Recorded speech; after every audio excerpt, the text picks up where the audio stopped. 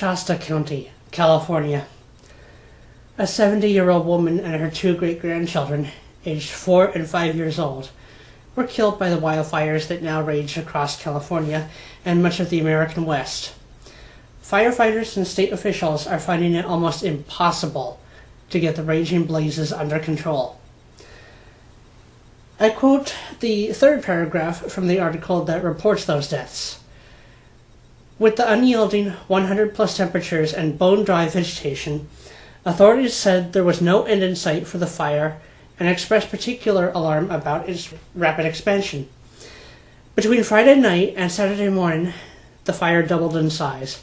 Despite the efforts of 3,400 firefighters aided by bulldozers and helicopters throughout Saturday,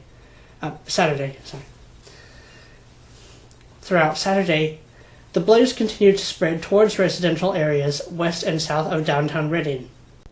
Redding is a city in Shasta County, California.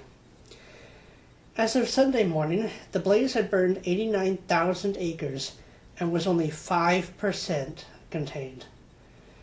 The county fire chief, Mike Hebrard, told the community members that everything in their power is being done to stop the fires. So I don't know how familiar people are with exactly how big an acre is.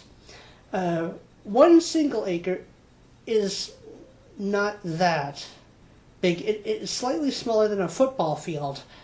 And the football field is probably the most useful visualization, really, because even people who have no interest in football whatsoever, like me, still have some idea of what it is and how big the field is.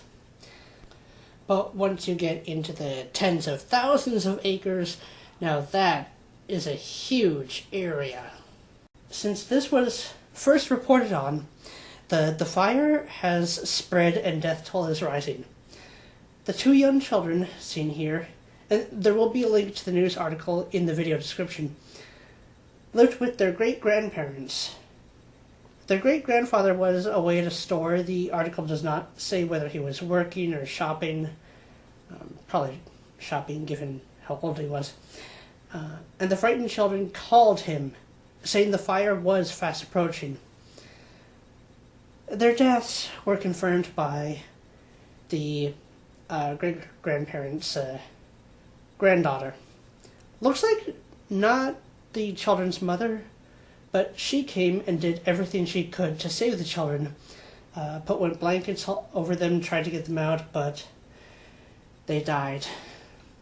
Once you inhale smoke, there's a very narrow window to be rescued. Across the county, evacuees from areas threatened by the fire continue to fill the hotels. Several firefighters have died in the fire, and straining themselves to attempt some level of fire damage control. It's not enough. So this is serious.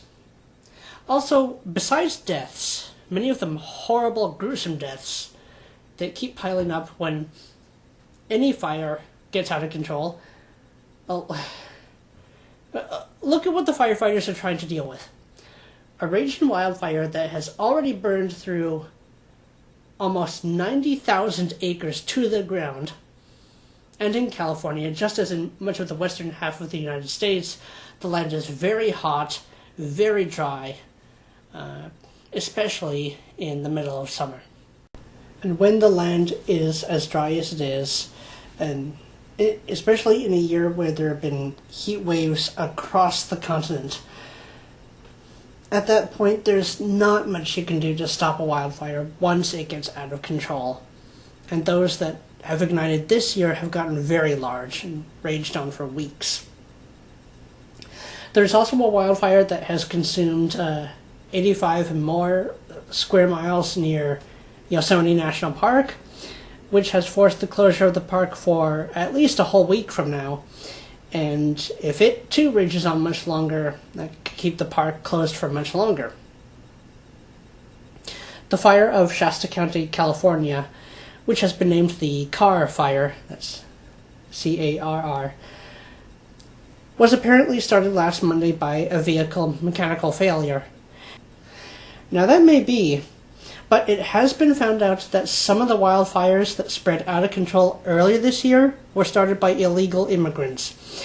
And it is possible that this reported vehicle mechanical failure cause of the Shasta Carr fire also was, and that reported origin is a veil. I don't know for certain, but even if not, for a mechanical failure, I'm guessing that means either gas leakage or sparks which then became ignited. To start a whole wildfire, that means that the land and the vegetation is very, very dry, which it is, but because of that, extremely vulnerable to any fire igniting. It's just that this doesn't that often come from vehicles. So it is still a little questionable, but in an environment like what exists now in Western, particularly Southwestern America, it is of course going to be incredibly difficult to contain and control fires once they take off. And let's not forget further consequences of a drying landscape. Now, this fire is taking place in Northern California. Last summer, there were widespread wildfires in Southern California that, come winter, the burned and destroyed vegetation was no longer keeping the land, and in particular the hills and slopes, anchored in place. See, the roots of plants act as a sort of net or web in the ground that holds soils together in place. When the plants are either removed or killed, such as by fire, the soil is destabilized, and I mean, if it's on the slope, what happens? Well, we actually saw this earlier this year. A large-scale flood or snowmelt in the winter will collapse the slope because it's no longer being held in place by the plant roots, and then you have the devastating mudslides that we saw.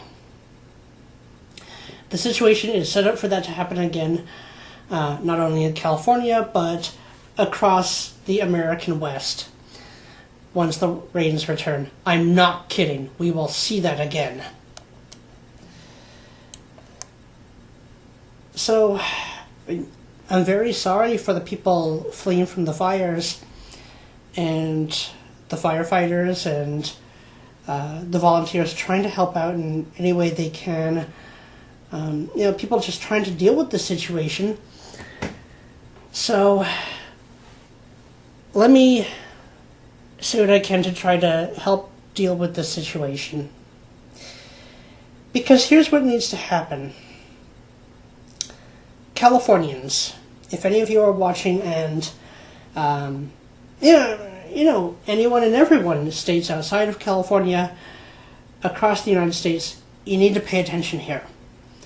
First, we need to get better at water management, a lot better, and now. Half the country is parched for water. It's land, it's animals, it's vegetation, it's people, you name it. The other half, the eastern and northeastern regions, kept hydrated mostly by torrential storms, although they too have been suffering under the heat waves of this year.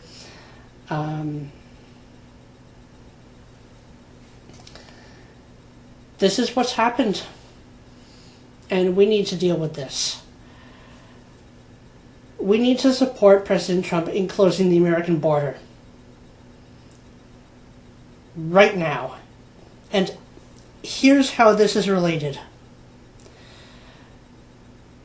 Americans are struggling to survive the heat waves, the droughts, the fires, the storms. We cannot take care of anyone else coming into America when any and almost all attempts to keep some control over our own disasters, whether they be natural or cultural or foreign, are barely keeping pace.